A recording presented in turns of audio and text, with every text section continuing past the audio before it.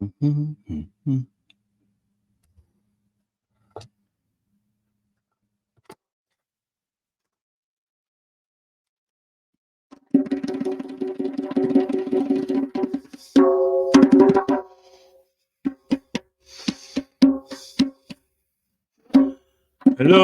good morning. Welcome to today. I'm Cory Kastle. This is Evolving with Cory Kastle. And I'm joined by Mike Fresh, my new friend. What's up? How you doing? I'm doing great. How are you? I'm good. I'm a little bit tired today. I had knee surgery last week, and the way I've been sleeping, I've just been getting like no sleep the past week and a half. Yeah, I mean, you have a feel of exhaustion. A little bit, yeah. I can feel that coming off the screen. Well, I hope to hopefully pick you up a little bit. I know you said you have somewhere to be today, right? You got an event going on today? Yeah, one of my favorite promotions to work with, 1CW down in Delaware. It's run by Sean Hardy and Sean Carlson. They've got a big show today. I think it has Ty Awesome versus Tony Deppen. So it's going to be a great show. I love everything they do down there. All right. Tony Deppen. I don't know him, but I heard of him. I know he was a CZW guy for a minute there, right? Yeah, I think he's also doing GCW. He's blown up a little bit in the independent scene the past couple years, so they're really trying to get the best matches that they can for Ty, because Ty's a great worker, really smooth, a lot of high flying. He makes it look like it's the easiest thing in the world, and he's just got the pro wrestling title after working his way back up for like the past year and a half, and he just wants to go on all cylinders. I met Ty when he was first training. I down at Mark Harrow's school. Oh yeah, I love Harrow. He's great. Went down there and worked with him, and it was like, you know Rob Radke? Yes. So they were both kind of new at the time. I don't know. I'm not really sure what year it was, but it was. Did you ever know Kevin? No, I didn't. Okay, Kevin ran 302 with Deeds. Did you know Deeds? No. Okay, so I was out of wrestling for about a decade, just kind of came back the last 4 years or so. So, well, I knew that you said to me that we knew each other, and I felt like, oh, I want to know, and I'm the type where like if I'm like, I'm excited to talk to you, and I'm not matched with that, like I somehow get a little up in my feels about it, but I might have been like, come on, I'm excited to hear about how we know each other. But it was, you said that you helped with 3PW back in the day, right? yeah, so I had a wrestling show that started 2001, literally within like a couple months of ECW folding, right? And you thought when that first happened, I was like, oh man, like I'm literally starting a show in Philly at the worst time. But actually, I think it was probably the best time, because I got to see Ring of Honor start as a new promotion and go to like some of the stuff. I got to see CZW right as they were blowing up, going into that Cage of Death that year. I got to see MLW form. I saw XPW, come in. But the coolest thing for me is somehow it's a weird story that I'm still not sure how it happened. 3PW was being run by the Blue Meanie and Jasmine, his girlfriend at the time. And I ended up somehow kind of being the third man for them, where I was doing a lot of the flyering. I was picking people up from airports. I was doing a lot of behind the stage stuff. And that's where I've met a lot of people. I think now Drew, I can't remember his last name right now. He's been kind of retiring and unretiring a couple years. Hmm. local guy. But it was cool because like he was kind of like, getting ready to ride off into the sunset. I'm like, dude, like I remember hanging out backstage at 3PW with you when you were like, starting to learn security as you were like starting to train and just Mhm. like popped them. I Dude, I went to just a handful of 3PW shows, uh, but I have to say those were like I felt like I was still brand new at the time. I mean, I was 17, 18 years old, and, they ran at the Electric Factory, and I had gone to tons of shows at the Electric Factory as far as concerts and stuff. I was a huge live shows concert nerd. I loved live music, and then when pro wrestling was happening at the Electric Factory, I was like, "Oh, I gotta be here," and then I think either at that time I had just debuted at CZW, and somehow in my head, wrestling worked like if you work one place, that's the only place you work back Mhm. then. I think that like a little bit of that still sort of exists in the back of other people's minds. A lot of like probably a lot of old school guys like me, a lot of like the guys who've been around for a really long time. Mhm. Like somehow it's built into our like code that like this is the one place that you go and you represent that place. And I think it's time for me to like loosen the grip on that thinking for a minute. Well, there's still places that do that. I know if you train with Johnny Rods, you're kind of exclusive for him until you're quote unquote done training and you're not Mhm. allowed to work the rest of the indies around there. So there are Yeah. still some people that are like that. For me though, Well, my biggest thing is with running the wrestling independent is sometimes like explaining to guys like, listen, I try to bring people in from all different places. I'm not trying to make this like, whatever PW part 2, like it's needs to be its own separate entity. yeah.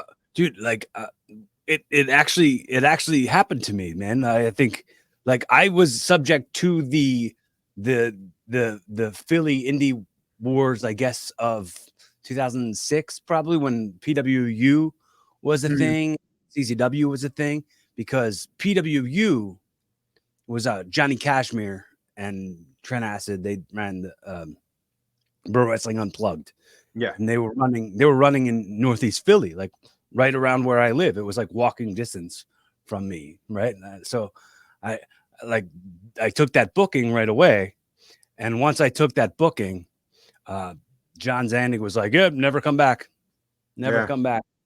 John was a And weird dude, like, yeah, yeah, yeah, when I went the first show that I went to for CZW was the night the line was crossed, or no, take 1, which the was the first one where movie Rick tape. Blade hurt himself with I his was leg. there. Yeah, Yeah, I remember. There was Lobo and got hurt on that show too. yeah, and, Yes. we, he did a whole interview with me about how CZW is rising up from the ashes of ECW, and, like, this really passionate interview, but it was right next to the speaker that was like, literally, the speaker was here to us, and, like, I'm sitting there trying to interview him, I'm like, we didn't get any usable audio on it. Hmm.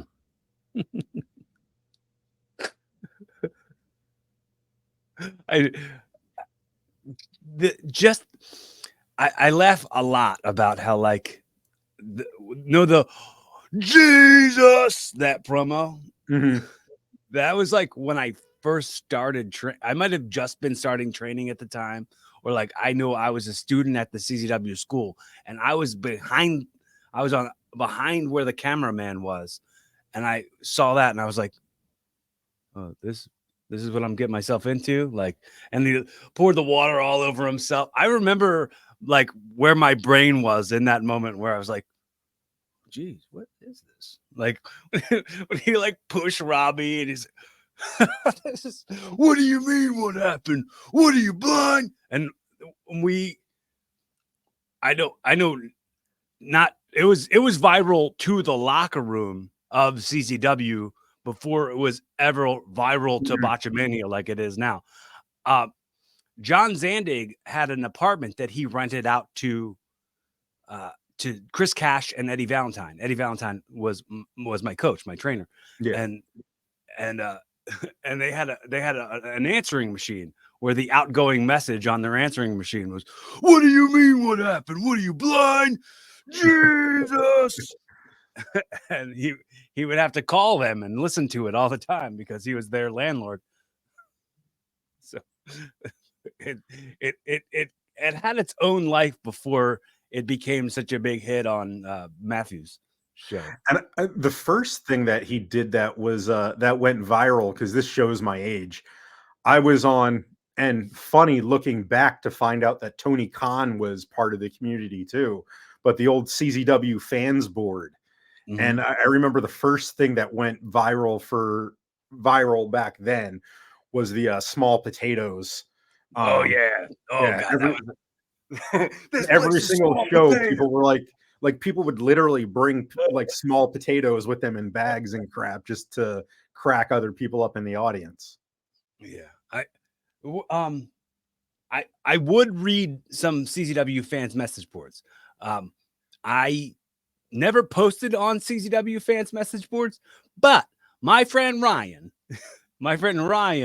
who eventually went on to be a poster on CZW fans as the Supreme Douche, Mhm. he started his first couple posts. He had his name as CK Cory Kastle and was posting about anything and everything. And everyone was going up to me and going, "Oh, why are you posting on the CCW fans message board?" I'm like, "I'm not." And this was at a time where you're not supposed to be a mark. Like the Yeah. boys, like this shift has changed a lot in the last 20 years. Where like you you go from like being a fan to then never being a fan of any of it. Like you can't be a mark anymore. It's not allowed. Like when you Yeah, go no, I completely remember that. Like, it and heaven forbid you had a PWI magazine or one of the wrestling magazines on you, you got ostracized in locker rooms. yeah, it's what a shift that has happened in the last 20 years. Where Yeah, it was kind of shocking when I left wrestling around like 2004, because at that time I had a kid, I needed to get a full-time job, wasn't really able to do what I was doing. And coming back, the complete opposite of the way that the locker rooms are. It's amazing now. Like, because the Wrestling Independent started as a podcast, the amount of people that I would talk to that they became a fan because of the video games originally, or Mhm. like, that kind of stuff. And I think for me, the biggest shift, and it's one of the things that I was super happy to see. Obviously, it still needs to get better. Guys need to do a little bit better, but the complete difference in the way that women are treated compared to what they were 2001, early 2000s, I'm sure before that was really rough. I mean, I'm sure you remember this. Any any any woman who entered anywhere near a locker room, anywhere near a wrestling building, was automatically labeled a rat and automatically free game to like for any of the wrestlers to go and hit on her. Like Mhm. that was automatic. Automatic wrestlers were gonna like. I brought some girlfriends around. They always got hit on by wrestlers. Mhm. I definitely lost a few girlfriends to the wrestling business. Like that, it sucks up. It sucks up the any healthy thing. It if it's unhealthy, it gets sucked away from you. Mhm. Like that Oh, was absolutely. Yeah. the way the wrestling business came to when it was like relationships and stuff. For Mhm. sure, for sure, if you brought a girlfriend to a show, especially if you brought her in the locker room, she was getting taken from you. Yeah. 100%. Oh man, I'm glad that things are changing for the better for sure. Yeah, and it's actually one of the reasons that I'm doing with TWI work that I'm going to do. I really kind of, I guess the best word that I've used for it is make it gender neutral. Like, it doesn't matter. In October, hopefully we're going to start a tournament for the title for the company. And I've told everyone in the locker room, I've told everyone, like, listen, I want the people that are the best of the best. And it doesn't matter if you're a man, a woman, if you're trans, like whatever you identify as long as you're one of the best, you're eligible for the titles. And I'm trying to do it now with a lot of the matches that I'm doing. You'll notice a lot of matches that are, I don't like the term intergender. It sounds kind of gimmicky to me. Um, so I've been calling it gender neutral because that's really the way that I want to run it. And it's great when you have the Masha Slamoviches and stuff that are getting these opportunities, but it really feels like it's limited to a few different women. And that's been pretty much it around. So it's like I'm trying to think of like another because for sure like advertising it as any other way seems it can be tricky. Like I think like if you were to say like non-specific or something like gender non-specific or anything like that, it runs the risk of being a little too wordy. If you say unisex, then you got sex right in the word, and like that's weird. Like because it's wrestling. It's a show. We're oiled up and we're in tights. It's just to have the word sexual. It's completely the opposite. And for sure, in my head, it's completely on the opposite side of anywhere sexual to me. And this is a conversation that me and my girlfriend like to have pretty often about how, like, what we do is completely different than strippers or burlesque or anything like that. Like that, how that's completely a different thing. And she's like, well, you know that like people who are coming there are sexualizing you. I'm like, yeah, but it's not like it's combat sports. You know what I mean? It's an art form. And you know, not to take away from any of those things, but those are not the exact same thing as what our sport is. Yeah, no, it's completely different. Unless I was talking to you about them or a little bit earlier off air, unless you ever check out WrestleCore in Vancouver, they have a couple burlesque dancers that might get up in the middle of the shows, specifically Calamity Katie Kroll, who does a lot of burlesque stuff during the shows. Does she take bumps? Oh yeah, she wrestles too, but she also nice. There's a big burlesque community in Vancouver. Another one is everyone's favorite, Naomi. She also does burlesque.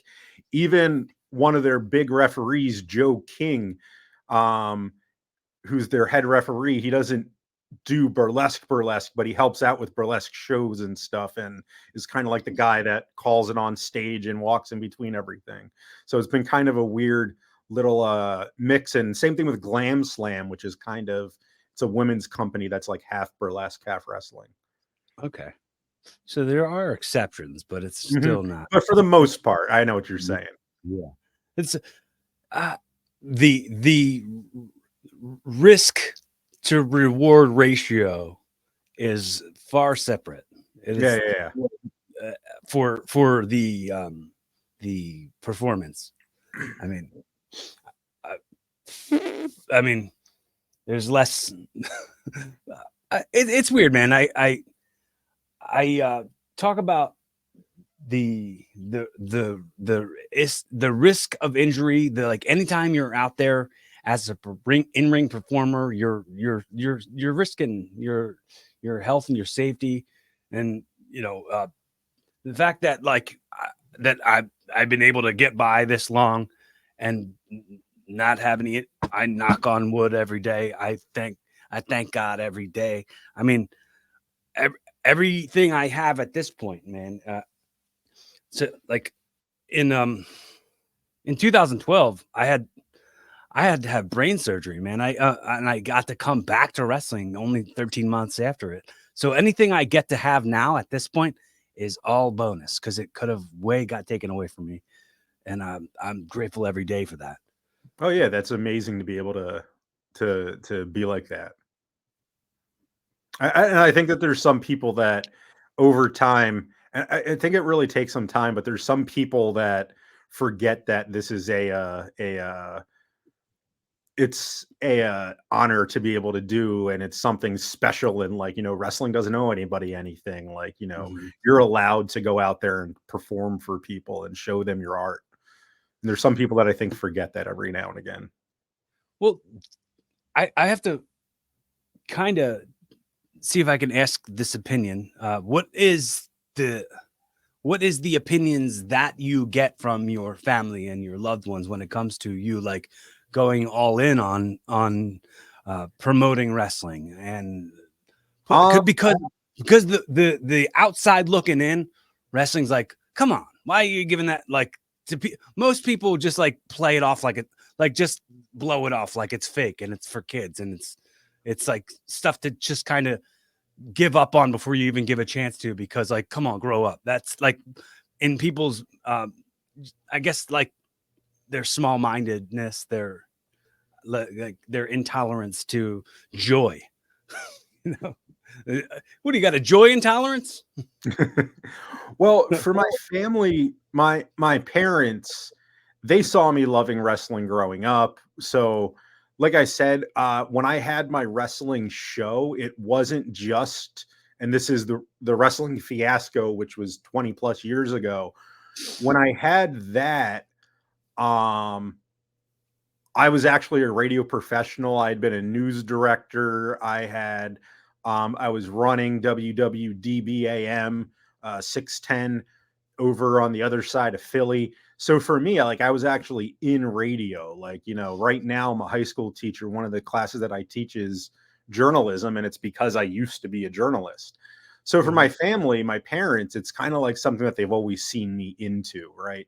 Because mhm, I got to grow up during that WCW versus WWF era where it mhm, was the Monday Night Wars. Um, so for they always knew that it was big. For my wife, I'm one of those people that if I get bored, I do dumb things, or like, I always need to have something to do, or like, it's not good for me to just kind of sit still. So for her, she's just like, hey, it's your thing, go have fun with it.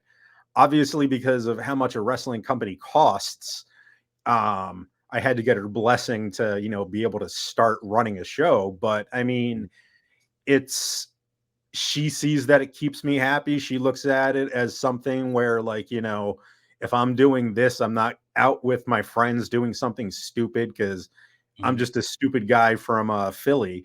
And, so for her, she loves seeing me happy. So it is what it is. When it came to doing commentary, what you I know you had started, you were doing with Sean Hardy, right, for a while now Mhm.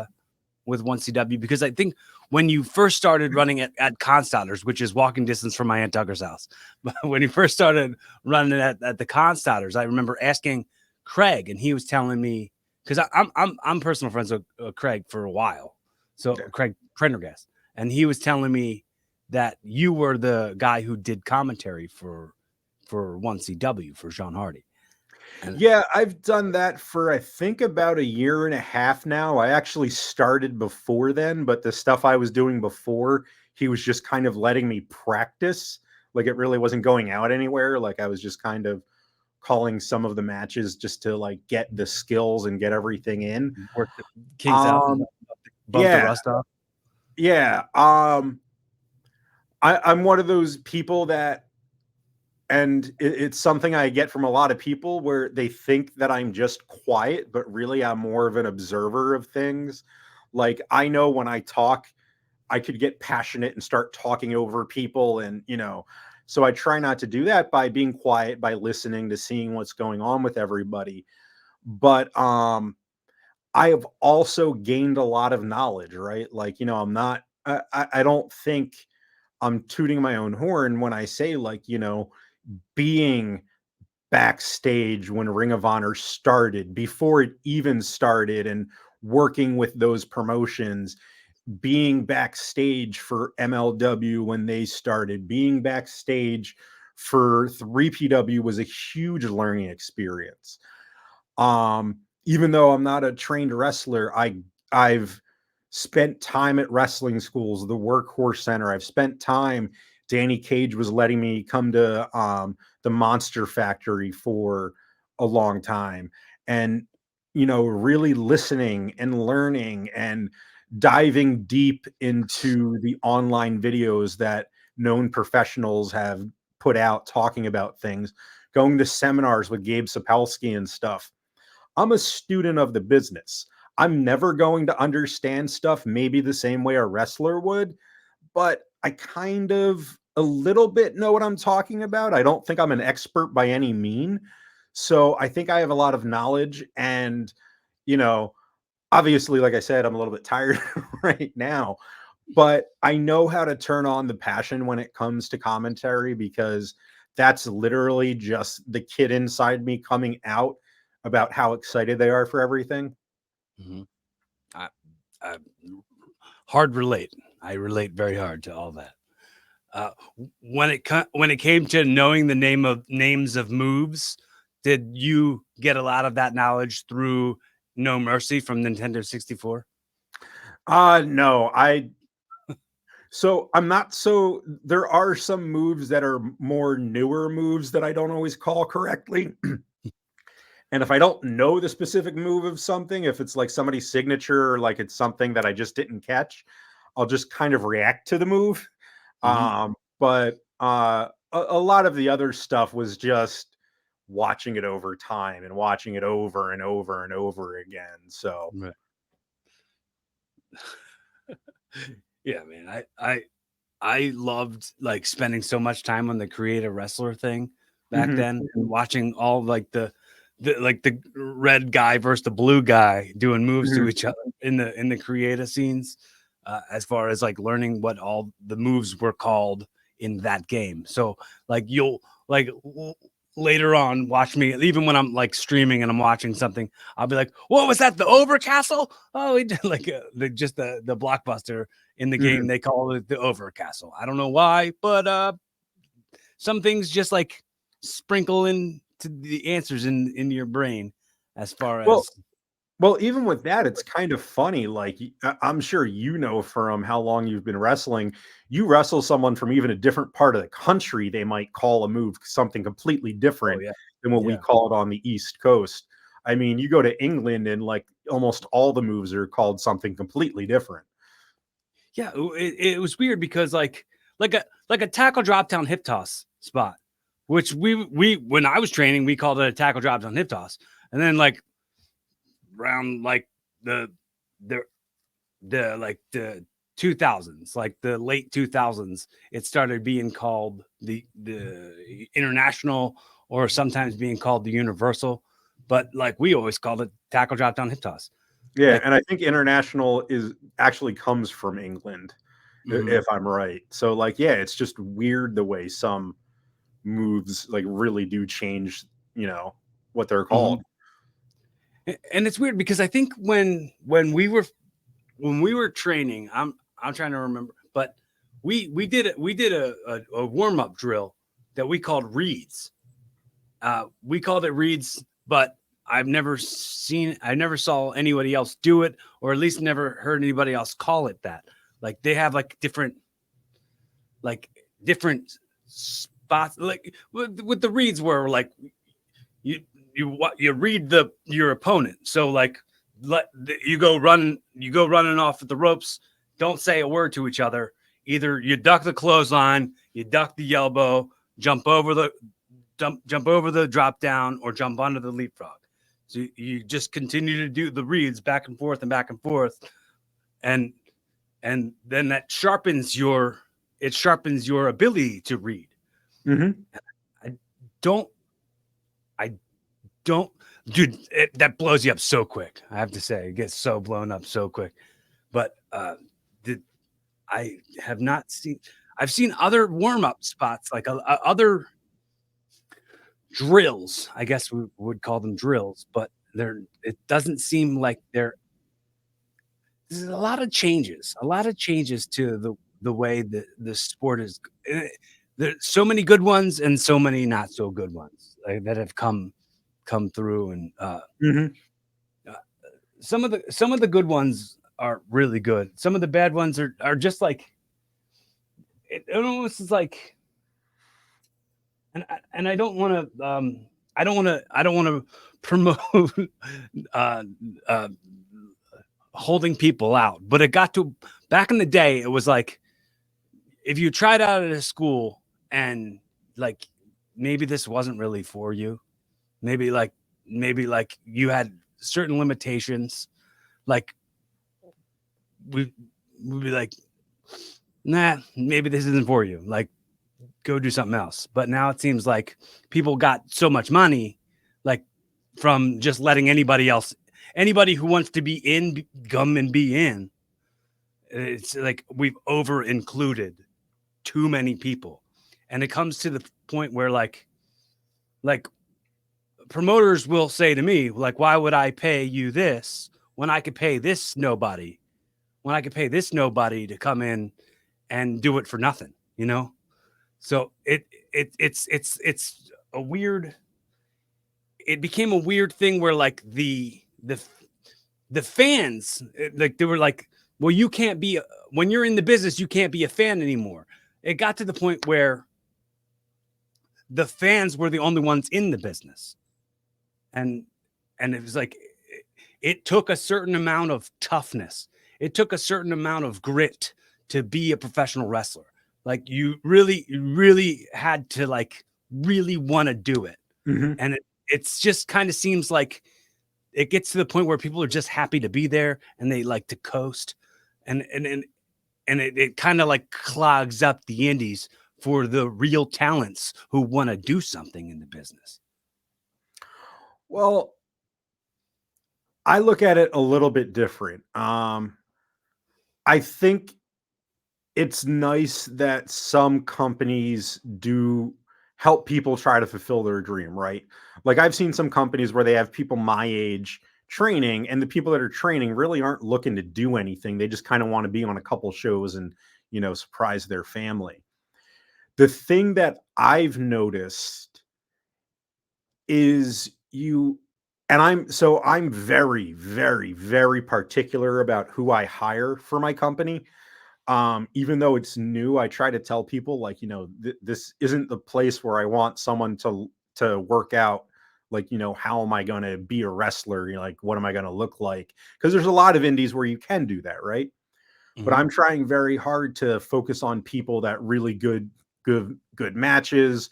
I really look for the in between stuff, and I've seen that there's a lot of independent wrestlers who I see complain about not getting spots. They're really awesome on the moves, and they're almost kind of too cocky about that because they don't work on the in between stuff. Uh-huh. Like they Yeah. know that they have the look, they know that they can do these amazing moves, but they're not doing the right facials. They're not doing the correct selling when they're supposed to be selling. And they think that they're God's gift to wrestling when it's like, dude, like you have stuff you need to work on. Don't Yeah. like there's a reason There are people like Stone Cold fundamentals that Steve are lacking. Austin. What's up? I said there are people who, and I'm guilty of this too. Like not to say that I'm currently guilty of this, but for sure, for a really long time, I thought because I was on Fake You TV and on channel 48 in Philadelphia, that made me better. Like Yeah. somehow, like there's just one or two like little things here and there that like my fundamentals were okay, but like not like every bit of it. Like I was just like, oh, I got put on TV when I was 18 years old as a wrestler. So that must mean that I'm the shit, you know? And that, you know, time humbles you. Uh, the I, and I have to say, I at one point was somebody um who maybe did some complaining without giving alternatives or giving ideas, like but don't believe that I am that anymore. Like I Well, don't have. and what I was gonna say is, like, there's guys and girls that have been doing this for like 3 or 4 years that act like they know the business and that they know everything. Mm, But then you listen to the Stone Cold Steve Austins, the Chris Jerichos, the people that had amazing careers that say, no, it takes about 10 years for you to really get it. And there's some people I think that they get it when they're still in the really early steps of their careers. right. And I also feel bad for people because I pretty much, by the time I announce a show, I pretty much have the whole thing booked. And then I get Mhm, people that reach out to me and I'm like, oh, you got to wait for like this next show or two to be over. And like, I'll contact you in a couple months and then we mhm. can see what happens. Yeah, I'm like I I definitely the more and more I am in the wrestling in the independent wrestling, I more want to be a part of the full thing.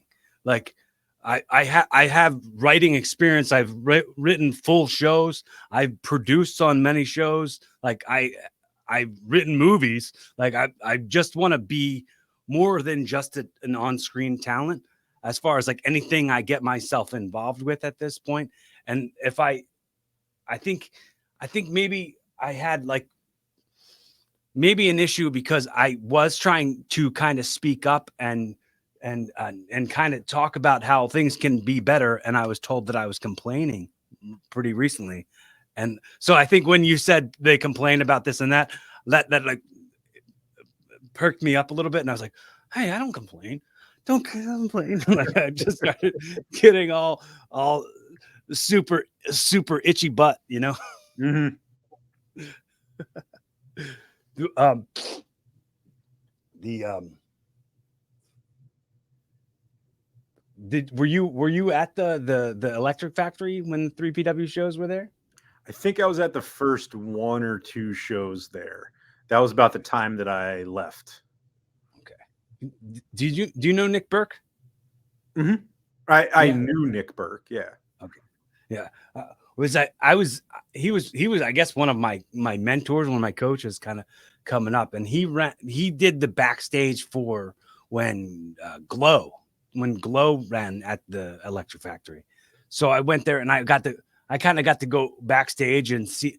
I didn't care about the ladies at all. I didn't want to watch the show. I wasn't there for the show, but I was like, I'm backstage at the Electric Factory. I've seen so many concerts here. And I was like, oh, look that. Like, I remember marking out more for the venue Oh, yeah. than actually any of the wrestling.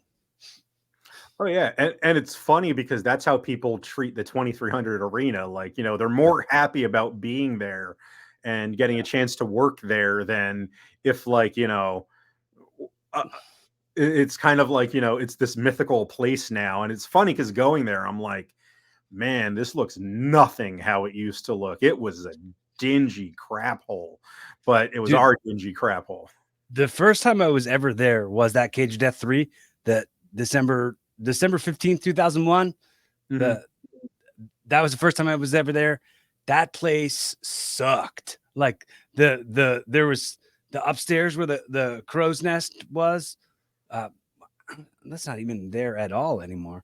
That's I No, guess what that's where the like whole the thing looks entrance different. where the entrance is now. But I guess that there was like a stage up there, and then there was a bathroom with two toilets. Those toilets were always super clogged, and they had been clogged for a long time. Those stairs in the back were all falling apart. There was holes in all the walls. Like you could definitely get some sort of like infection at any Oh, given time I in that had entire to place. at one of the shows that I was working there. I was also doing kind of security too. We had to like go in and wrestle two people out of the women's room that were shooting up and like having sex in the stall. And they're just like, what? We didn't know we couldn't do this. Like that's What? the kind of people that used to go there All sometimes. right, fine. All right, fine. Well, at least put a sign up. If we can't do it, put a sign up that says we can't do that. If And you want I us to not do drugs and have sex with each other, put up a sign that says we can't. and I feel like that Foreman Mills went out of business after fans Bring the Weapons matches went out of style. Yeah, yeah. Uh, the last time I don't know if it was the last time I was there. Uh, it was for sure. Wait, I'm trying to think. This is probably 2014, maybe the last time I performed there, and the Foreman Mills had been turned into the backstage, had been turned Yeah. into like the locker room area for the arena. I don't know what if it's still like that. I think they opened up some sort of store or something. Yeah, I think they just opened up a new restaurant next door where the Okay. old Foreman Mills was. I haven't been backstage at the new, I call it the new 2300 arena. Just because, I'm sure there's some, shows I could work myself backstage at, but I'm not 21 anymore. Like I Mm, only do that stuff if I get explicitly invited. Like I don't mm, ever assume. There are some people in the wrestling industry that, show up to a show and assume that they're allowed backstage at every show. Yeah, that's it's a little bit entitled. I think it's just a tad. Um, Yeah. but I mean, I think that there's like a certain amount of like desperate thirst that some people have, and Mhm. it's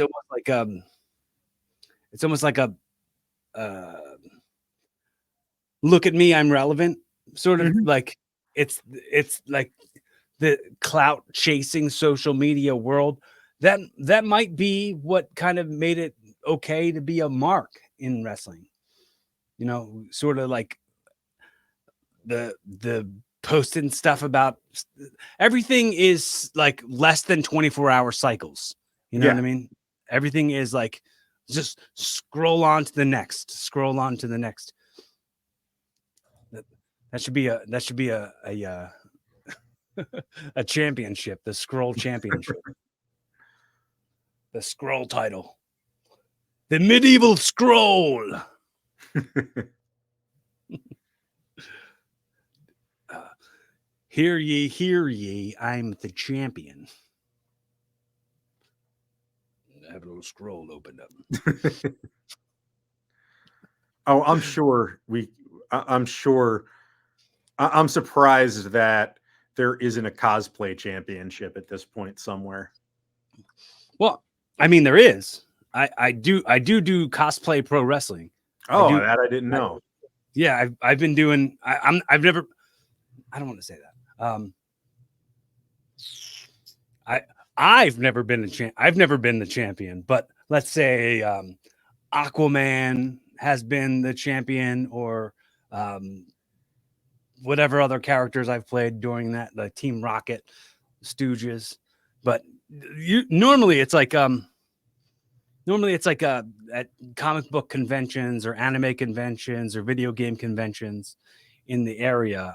I'll go and work for this guy Mike Goldstein. I don't know if you know who that is, but he does the cosplay pro wrestling. I've had Mike on the podcast. Okay, very cool. And It's it's funny because going back in wrestling for years, there's always been some kind of cosplay. They just didn't call it that.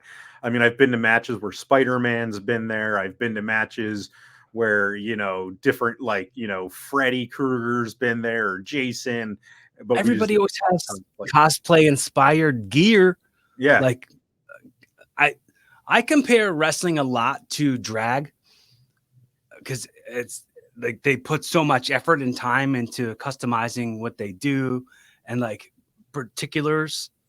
I I, I see it like I've watched Drag Race a few seasons, RuPaul's Drag Race with my girlfriend, and it's like such the same. You know what Yeah. I mean? Like it's so very similar. But I mean, except for we're doing things that could concuss us at any moment. But it's I don't know. you know, Some of the high heels that they wear and stuff, not oh, dude, falling down and hurting themselves. those death drops are like a power bomb bump. Boom, Yeah. like no, thank you. And if I'm right, I think Brody King used to work on Drag Race. Oh, I he heard him did. do an interview where he talked about that. Oh, that's awesome. Yeah. So I know you said you hosted a show, you did a lot of broadcasting. As a broadcaster, as an, or at least because I know I'd asked you probably before we were live when I said had you been on a lot of podcasts, had you been guests on lots of podcasts. I want to ask you, being a broadcaster, what's one, your most frequently asked question, and two, what's one question you've never been asked before on a broadcast that you've always wanted to be asked, but you've never had the opportunity to answer? Frequently asked, I think, is the ones that everybody gets. How'd you get into wrestling? What made you first become a fan? Like, I think everybody asks that. That's kind of like, the go-to for everyone. Honestly, of what I want to be asked, I honestly couldn't tell you. Like, for me, like I'll just sit back and share stories. I learned a long time ago not to jump in with some of the stories that I have, because I feel like I'm one of those people. I've had a very blessed life, so I have a lot of weird stuff that's happened to me. Um, so I think some of the stuff that I tell is, sometimes it sounds outrageous, or it sounds like, yeah, sure, you did that. Okay. So when it comes to what I've wanted to be asked, it really is just whatever I get asked. Like I'm completely fine with anything. Okay, so what's a like? I guess in it, I'll reword that in. What's a very little known fact about you that you'd like to share today with the audience of Evolving? Um, Ron Jeremy once asked me to have group sex with him back at his hotel room.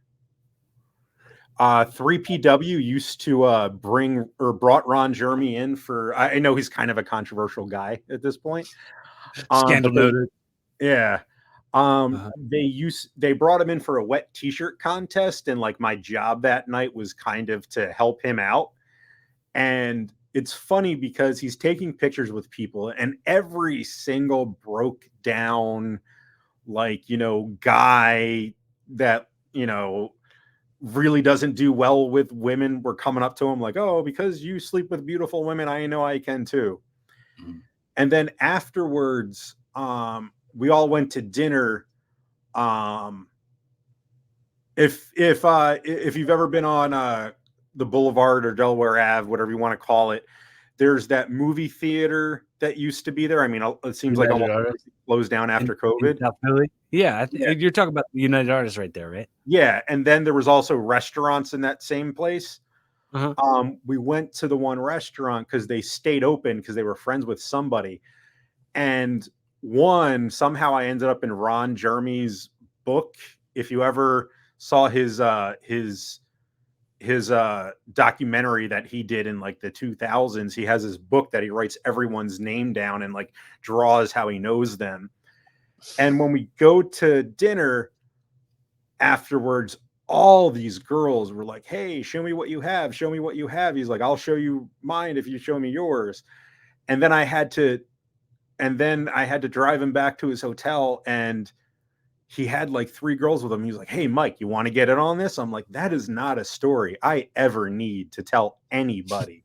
I'm like, I'm good. Yeah, that's yeah, the girls that want to go home with Ron Jeremy, I don't want anything to do with them, and I'm good. I'm good to drop you off. Tuck and Yeah, roll, like sir. that was pretty much the entire thing. I was like, nah, dude. I'm like, I'm good. Like, we're good. We're okay. What were they, girls from the restaurant or girls Yeah, they from were the just random girls that were coming up to him in the restaurant.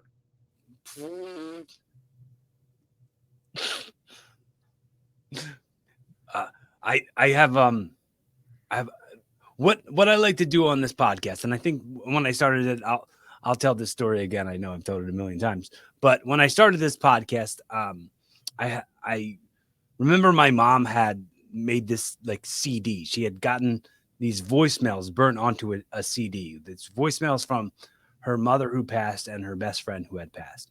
And she said, you know how like when people pass, you forget what their voice sounds like. You know, they're out of your life, you forget what their voice sounds like. I remember feeling like I don't want that. I don't want people to forget what my voice sounds like. I don't want people to kind of when I like to have conversations that are kind of like on the record. So whenever I'm talking to somebody who's like important to me in some way, I want to have that kind of be time stamped right here. You know, so I've had conversations with friends who are no longer with us on this podcast, and I've had the moments where I tell them important things that I want to make sure is on the record, because this stuff is kind of outliving us a little bit, you know. So with that being said, before I get a chance to really dive too much into it, I want to say, if there's anything you want to tell me, anything you want to say to me, anything you want to ask me, kind of want to ask you, go ahead and do that right here on the record. Honestly, like, I'm just kind of enjoying the conversation that we're having. I think that we're covering some interesting topics and things like that. For me, I just like conversations. Like, I like seeing where things go. It's the reason that I stopped my podcast, is because I felt like all of my interviews were starting to sound the same one after another. So, How so? How so? What was the same about them? again, it was kind of, a lot of the same questions. It was a lot of the same, conversations, and what started out as something fun got very formulaic after a while. Well, is it the wrestling podcast? Yeah, when I had the Wrestling Independent, I think some of the stuff's still on, like Was it like Apple and things like Blog that. Talk But Radio? Do you remember yeah, those when people would do the Blog Talk radios and you had to like call in? That was like pre-podcasts, where people would have talk shows on like Blog Talk Radio, and you had to like, it was almost like you're just listening in on somebody's phone call that they're having with each other. Um, I I remember doing a bunch of those back then and answering a lot of the same questions, like what was your first match, what inspired you to get into it, like.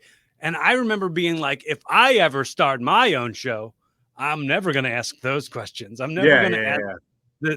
the same like roll the dice and this is one of 6 questions you're going to be asked that everybody gets asked. That's Yeah. not how I wanted to do it, because And you've been doing this, what, like 7 years now? Like, that's a good run for a show. I think I saw yeah, in your thing like 2017. Like, that's a yes, really good 27. run. Yeah, thanks, man. I mean, I I I wanted to feel I wanted to feel genuine. I wanted to feel sincere. I think I have like a ton of shows that I was inspired by. And I remember um, listening pretty early on, like right before I started my podcast, I was listening to You Made It Weird, Pete Holmes' podcast. I was listening to that constantly.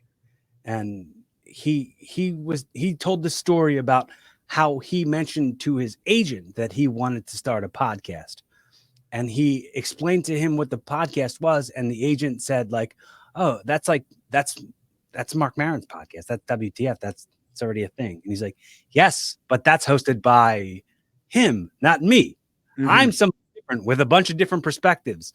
uh, and I took that as in like, well, I can kind of take inspiration from that, considering like nobody else has my story. Nobody else in the world does the exact things that I do the exact way that I do them. So I want to like take that, and maybe like if guests probably don't know who I am most of the time, most of my guests might not know that I'm from wrestling or know much about wrestling. So it's like I want to kind of inspire people to like put down whatever their prejudgments are of what like they'd automatically just think of me from like just watch it, or just to look at me, to see me, to have a conversation with me online, versus like what the reality of it is versus the perception of what that might be. And I would say, I'm gonna start saying this on stage. I'm not. I, I haven't really mastered the delivery of how I'm gonna do it yet. But I want to say like, I'd hate me too. Like, look at me. Like, I get it. You, first sight, like, you probably don't like me right away. I wouldn't like me either. I definitely would. Like this man bun and this tight shirt nerd. This guy is a piece of shit. Like, but uh, adjacent Momoa. What does this awkward Aquaman have to say that's worthy of my time? Oh, I tell people I look exactly like everybody that they tell you to worry about in the news now. That middle-aged white guy who's just like, looks like they have a lot of strong opinions about things, and I completely understand that. Yeah, just just I want to make sure I say to you, man, how much I appreciate you, man, and how much like this is the on the record part I was talking about. I want to say the currency of effort, like the currency of time, it's so precious nowadays. It's way more valuable than money, and it goes to saying like 2017 is when I started this, like, and I haven't I haven't built like a crazy following that you're gonna get like uh instant feedback from. You know what I mean? You're not the only benefit to hanging with me on here is being able to hang with me on here. And Yeah. I appreciate the fact that you were able to gift me with the currency of your effort and your time. Oh, absolutely. And it's one of those things, and I get annoyed when I see it, especially on Twitter with a lot of wrestlers when they talk about, "Oh, well, if I'm gonna be on your podcast, how much are you gonna pay me?" And like, I wanna be like, "Don't you understand? Like, these people aren't making anything at all on the podcasts. Like, you're just like, if I think that having you on is gonna push my viewership through the roof, I'd pay you. If you're just a guest, it's free advertisement for you." Yeah, it's a weird thing, man. I have not paid any guests. And yeah, I don't And think anybody should. I okay, I'm gonna admit to this. I'm not gonna say the name of the person on the show, but I'll say it to you after we get off mic. Uh, I did pay one guy who I thought he's like a movie star, right? This guy lives in California, lives in Hollywood, and he's been in tons of movies. I'm gonna pay him to be on my podcast, and then he shows up, and it's just a cell phone, and he's like outside and he's like smoking cigarettes and doing drugs while we're trying to do the show and kind of like trailing off. And I was like, wow, I paid for this one. Like, this is valuable lessons that we learned at that point. I'm like, wouldn't wouldn't you, if you're surrounded by Hollywood and such, wouldn't you have the ability to like sit in front of a microphone in a studio? But expectations meeting reality as what I just talked about. So it's a, a whole path of learning lessons. Oh, and I can tell you, people like Mark Maron don't pay people to be on their show. Yeah. Get Like, Obama on for free. yeah, I mean, if I am paying someone, you need to move my numbers. Like, Yeah. and that's how I feel. Like you have to be somebody that gets interest from the outside. Like, if it's just you being on, and like I see the same numbers I look for everyone else, why would I pay Right. you for it? Right. Exactly. Like, and it's like, what would I, the podcast has made me no money. Like, Yeah, so no. I'm paying money to have you as a guest on my show for me to not make that back. Like, that's just money I worked for at my job. like, and then it's gone now and it's in your pocket and maybe you're using it for whatever your vices are. I don't know if that sits quite as well with me as it Yeah. should. And when I was starting my podcast, there was somebody I reached out to, and again, I'm not going to say it on air.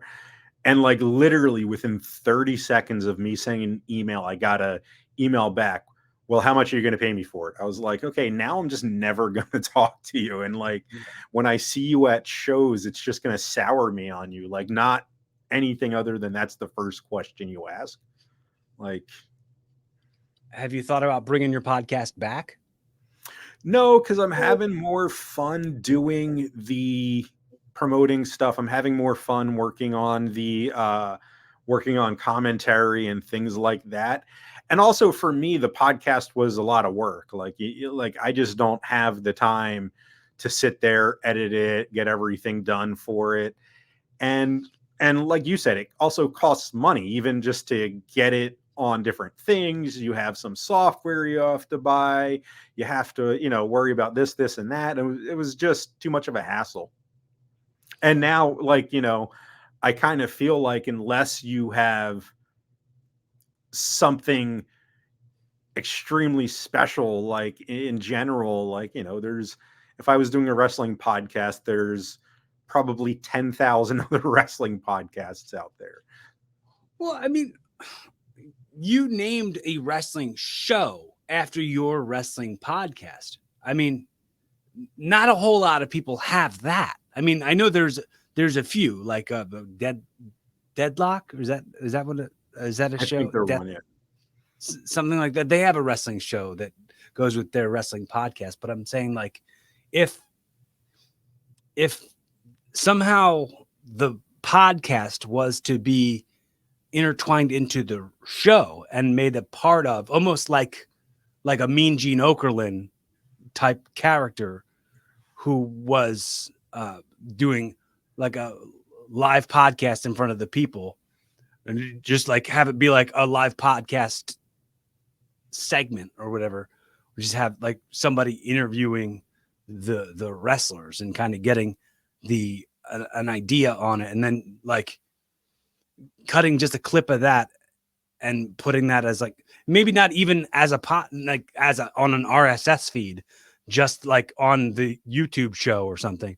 We're like, here's the podcast segment, because only romanticizing the fact that the show itself was born out of a podcast and the namesake comes from a podcast.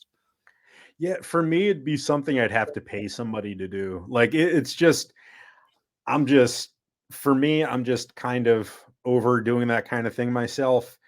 It's, it was starting it. I realized that it was me missing being on the radio, and it's just two completely different things. I mean, they just get run different, and like I said, like it's one of those things that if I had somebody I could pay for it, that's maybe one thing.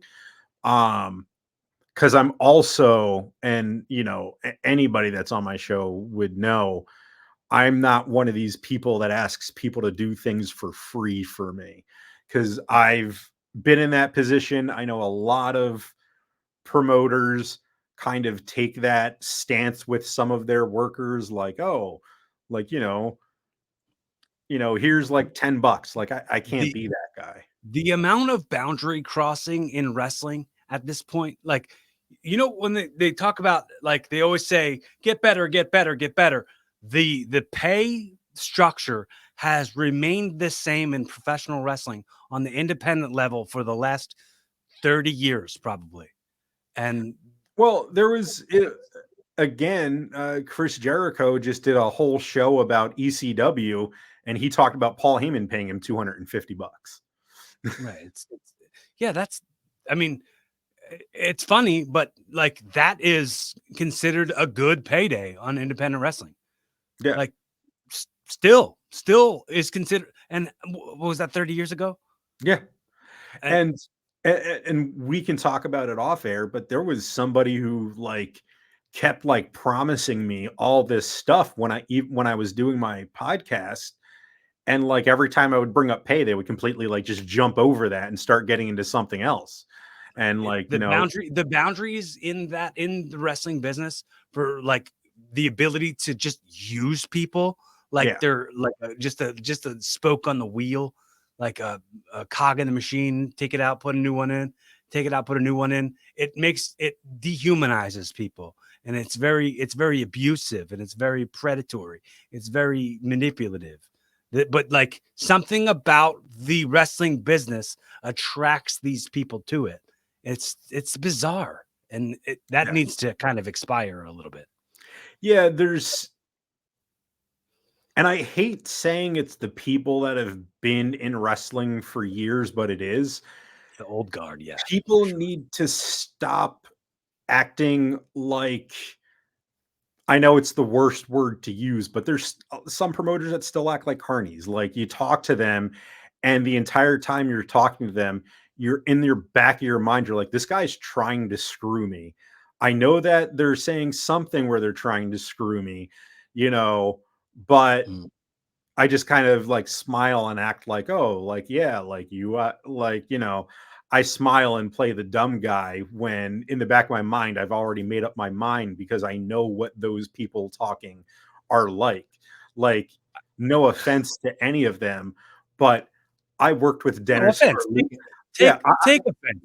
Go ahead. I worked Go with ahead. Dennis Carluzzo. I know what's when somebody's trying to screw with you. Like he he wasn't even just the king of it, but he was also the king of showing other people how to look for it too. Like, Mm, hey, if this guy ever says this or if this guy ever does that, like I worked mm. with guys that were doing it a lot longer than them. So Became a carny whisperer. yeah. So it's like, like I and those kind of promoters drive me crazy. And one of the things, like, all of the people that work for me probably sometimes a little bit too much, but I communicate everything. The last thing I ever want someone to feel if they work on the wrestling independent is this guy screwed me somehow. It's like I started picturing when we were talking about independent promoter. Like in Spider-Man, where it's like, oh, the the ad said 3 minutes. You beat him in 2. You only get this much.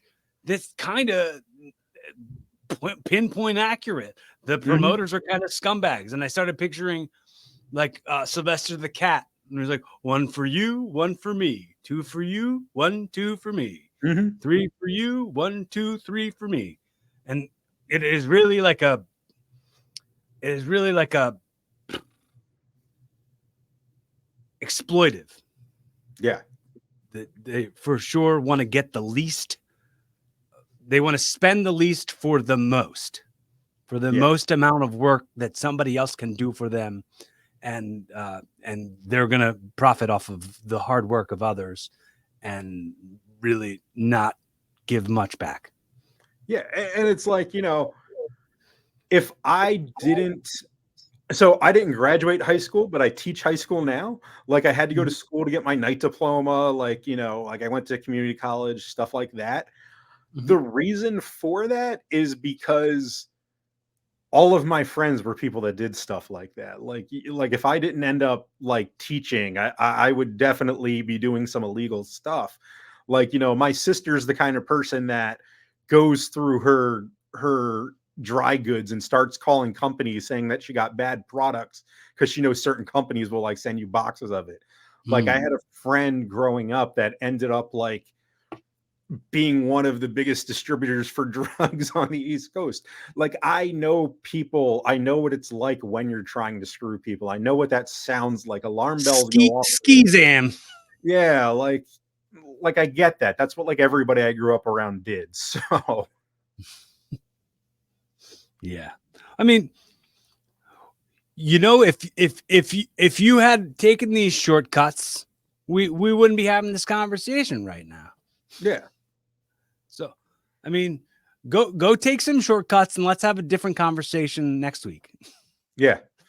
And then, it's as soon as I hear certain things, I'm just like, "Come on, man. Like really?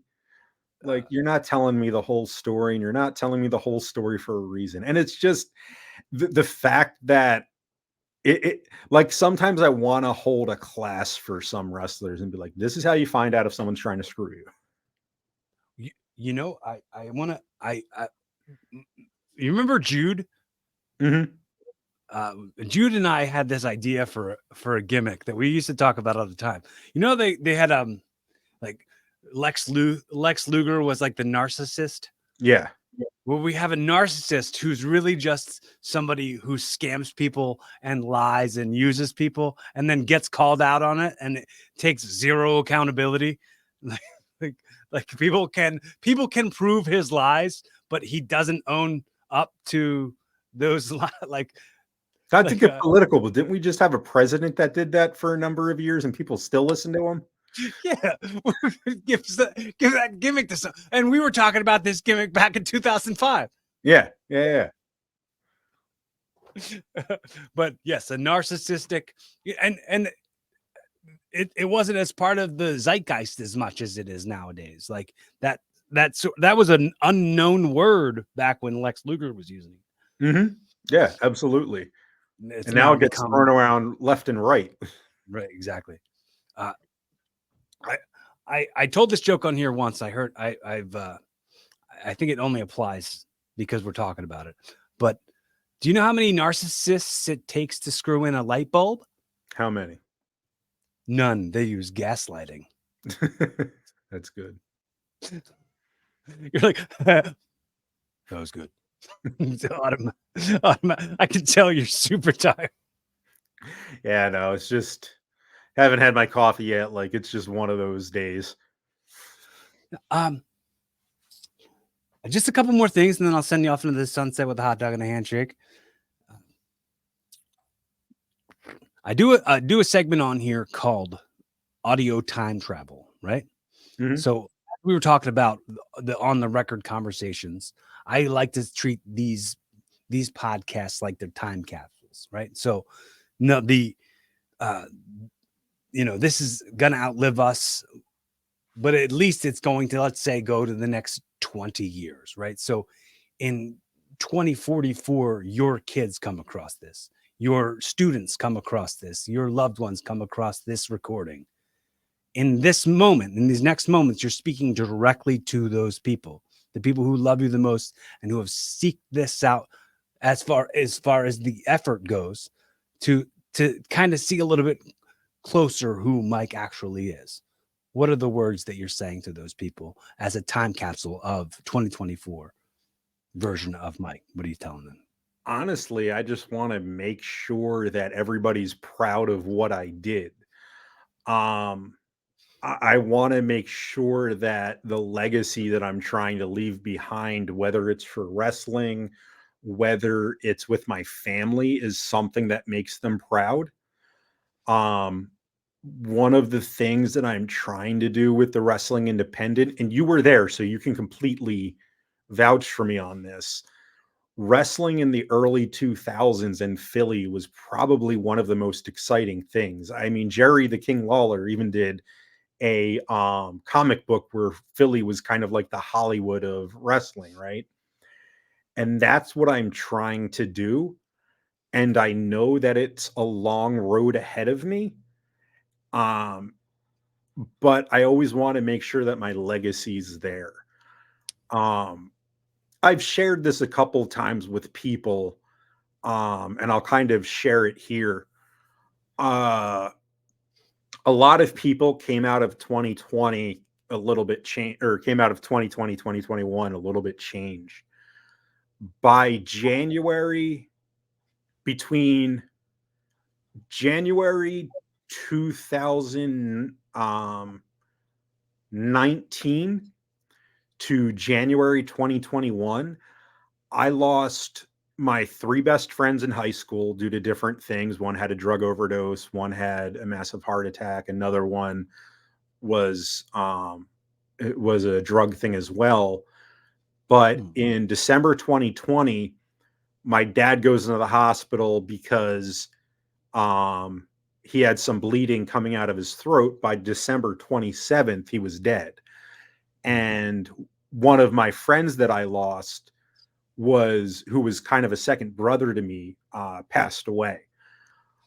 So a lot of me looks at it as if I'm here and they're not, I need to do something good with my life. On top of that, I also know that, and it might come off morbid, that I probably have a lot more limited time than some people because I also have 3 different autoimmune diseases, 2 of them which usually by the time you're 50, you need some kind of organ transplant. So my hope would be that anybody that looks back is proud of the things that I've done and proud of the at least the effort that I put in to try to get those things done. I'm sorry to hear about the disease. What are the autoimmune diseases? I have ulcerative colitis, which most people know about. I also have autoimmune hepatitis, which attacks the liver, which I always love telling people I have autoimmune hepatitis because half of them are like, "Oh, you did a lot of drinking?" Like, no, it's my body attacking. And then I have another one called primary sclerosing cholangitis, which is attacks the bile duct of the liver. Oh, If you know, if you obviously you know the name, but any wrestling fans that follow Pro Wrestling Illustrated, um, Kevin McElvaney, I yeah. have a very high chance of getting the kind of cancer that his wife just died from. Oh, wow. So for me, it's that. And also, this kind of goes off on the side. I also have resistant hypertension. So I'm on like 4 different blood pressure meds, and my blood pressure's still like 135, 140 over 90, 95. So like I understand, I think more than some people do that, I could be healthy for the next 20 years or within 3 years something happens that I hope that they would catch on time. So it's almost like a race to success at this point, right? Which is one of the reasons that I go so hard. It's the reason that I don't consider the wrestling independent a promotion where you can like, there are certain promotions you can go to and you know that you can, try out new things. You know that, it's just going to be along your evolution. I'm Mhm. really looking for people that I'll put it this way. I've had 2 wrestlers have to pull out of bookings because they had a national booking come up for my show. I'd rather have those kind of wrestlers than people that are still trying to figure out who they are. And I think that there's a lot of promotions that do that, but I think it's time for Philly to have that promotion again. Like, we were Ring of Honor when they first started. We were CZW at one of the times as one of the biggest promotions in the US. Mm. ECW, obviously, like, Philly craves that kind of talent. And I think it's one of the They- reasons that, They've lost that love and feeling. yeah, and I think it's one of the reasons that you go to some shows in Philly and there's only like 100 to 150 people there. And really, we should be filling shows with, 1,000 people. And I know for the Wrestling Independent, I just started. It's going to take me a few years to get there, right? Right. But Yeah. I want to gain that reputation sooner rather than later. Yeah. I mean, especially like go back to thinking about Cage of Death 3 and that really like packed house. It really has you feeling like nostalgic for what could still be. Like Yeah. And, like and, wrestling. one of the great things about my show the last time, there was a lot of people that were there that the last time they were at a show was in the 90s with ECW. And Mhm. like, those are the people that are really looking for, something to ignite that passion again. The wrestling business hasn't, I mean, like going to the top, like WWE, they're making the most money that they've ever made. at this moment. Like they're filling arenas. Like there's never like there hasn't been an alternative to WWE like there is with AEW since WCW went out of business. Mhm. So like there are opportunities, there is chances to tap into this fan marketplace, and you know that they're here in Philly. You know that Philly fans crave wrestling, and they kind of gave up on it. And then some people are probably rediscovering wrestling through this new shift in the fact that like now WWE and UFC are part of the same thing, and even fans who you know gave up on wrestling to be MMA fans are like tracking back. You know what I mean? Kind of taking a little peek at what's going on. And if you want to take a peek at what I'm doing, folks, wrestling fans, come come see what we're doing over here. Come see what we've got to offer. That kind of that And kind of and it's also proved that Philly still does draw those crowds. I mean, look at MLW, look at Battleground Championship Wrestling, look at GCW when they come in. Places still come here because wrestling has that fan base. There's Right. nobody local that's tapped into it for a very long time. Right. It's tough, I think, for me and being a Philly talent who's been a Philly talent for probably the last 22 years. I've done a lot. I've been gate kept out of. I feel like there's been Philly companies that are like, oh yeah, we're using the people who we like, and we're the popularity of the people that we like. You know what? Go be over in Delaware if you want. Like I felt like I've been gate kept out of it for a very long time, as in like I'm gonna kind of steal spotlight or something from their faves. Uh, and I'm almost at the point, and I think you're on the same page with me on that. Like it's time to like stop trying to force out what could be helpful. It's time to stop getting in your own way. Yeah. Like as far as like independent wrestling, it needs to appear like something somebody'd want to see or like And want to show up to. and also like I'm one of those people that I don't just like I hate people that complain. I hate people that talk about situations that are going on and all they do is complain about it, because I'm sure you can think of 1,000 people that you've met probably in the last week. That's what they do. And my feeling is, instead of complaining about it, let's do something about it. Like, I love Labor of Love. I've been to some of their shows, great shows. I've been to High Tension, good shows. But I think there's room for something else. Mm-hmm. Yeah. That's that I constantly say there's more than one way up the mountain. There's Mhm. definitely so many cliche things that you could say to say, like, you know, I always say about redefining what the next level is. Like you can make waking up and making your bed the next level. You can whatever the next level is to you. If the next level is somewhere outside of you, you might not ever get there. Like it's got to be decisions you make about like celebrating stuff. And And that's also plays back into, the idea that it doesn't matter what gender you are, you're still going to get the same respect, because I kind of there's a lot of people trying to do their own wrestling promotions.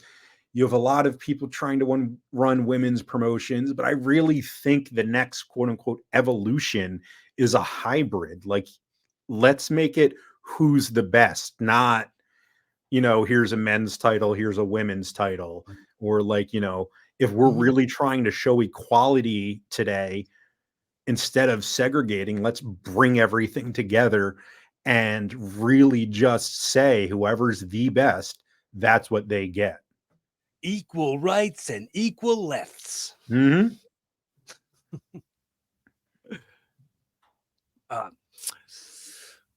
Do you do any impressions at all, Mike? No, not really any impressions. You don't do any. I'm like the worst person for stuff like that. Okay. Well, okay. This is the way we wrap it up. I usually say, hypothetically, I've gifted you this show. This is your very first episode of Evolving with Mike Fresh. In a very Jerry Springer's final thought type way, the most valuable takeaways, the most important parts that could help inspire folks to be a better version of themselves tomorrow, what would you tell them now? So go out and experience things. And if you are really a wrestling fan, have a chance to go out and go to the shows that are around that are around where you live. I got to see people like CM Punk and Colt Cabana come to Philly their first time. Um, I got to hang out with people like Reckless Youth and Mike Quackenbush before there was even a Chikara and back when they started it. I got to see people like, John Moxley start to wrestle. I got to see the Briscoes when they were still teenagers. I got to see people like Sanjay Dutt and, people that have really blown up. And it wasn't even going backstage that was something that was big for me. It was being able to now look back at wrestling and seeing these people that have met thousands of people that I'm sure I'm just one in like, a flash in all these people that they got to meet. But for me, it was cool knowing that I was there on their journey when they were people that were still trying to make their names. And also to fight for what you believe in and don't let anybody hold you back. I'm going to leave with a story. So CM Punk's first show in Philly was actually for 3PW. He went to 3PW. They did a double shot where they then went to Ring of Honor. Mm-hmm. Because of some of the people that I knew in the wrestling business, while I had seen some stuff that Punk had done, what he also had at that time, even though it was so early in his career, was a reputation that in all of the locker rooms, he told everybody. He even told people at his job, which at the time was the Sunglass Hut in the mall over in Chicago, that he was going to be the best wrestler in the world. And for me, seeing him go from a nobody to who CM Punk is today while again, I've met him maybe for like 5-10 minutes here or there, that was incredible for me to be on that ride. And in coming to shows and coming to things like that, seeing people who you might not have heard about, the stories that you'll have down the road will just be amazing. I think that CM Punk might have been one of the bridges, one of the builders of the bridge between like when they go, oh, stop being a mark, to going like, you can be. It's okay. It's okay to like, I think I remember John Zandig kind of bashing CM Punk and Mondo for like talking with the fans and interacting with the fans online and like writing their blogs and like involving the fans and like being one of them and being, and this is a different time. So I'm going to say again how it was a different time. It was frowned upon in the business. So I remember him being like, these guys are one of the marks, and they're like involving them in like their daily life, kind of blurring the lines of kayfabe. at that point. I think that might have been one of the maybe the factors in why wrestlers couldn't be marks, because it would blur the kayfabe lines. Mhm. Kayfabe was way more strict back then. I've actually, and please use this. If this applies, if you can use it, please use it. I've started saying everything with social media is such a worked shoot nowadays, and you can't tell what's kayfabe and what's the shoot. I say gray fabe. It's all in a gray area. So if you can apply a work, if you want to talk about a work shoot and call it gray fabe, I'll feel like I contributed something to the wrestling world if I have everybody starting to say that, if that becomes a trend. Well, I'll definitely try to use it some of the next time. I'm going to be seeing Tiberius Asante, who just did a huge angle about kidnapping Ruthless Lala on Twitter for like a couple months, and I'll give that to him later today. There you go. That's rad. Normally, I would say whatever you told me your best impression was, I normally would say take that impression and say how we close the show is normally whatever your impression is. You'd say the phrase is be fun, have safe, keep evolving. That's normally how we close with an impression. Whatever your best impression is, say be fun, have safe, keep evolving. But you said you don't have a good impression, so maybe I'll try one. Okay. I'll try one. It was be fun, have safe, keep evolving. Be fun, have safe, keep evolving.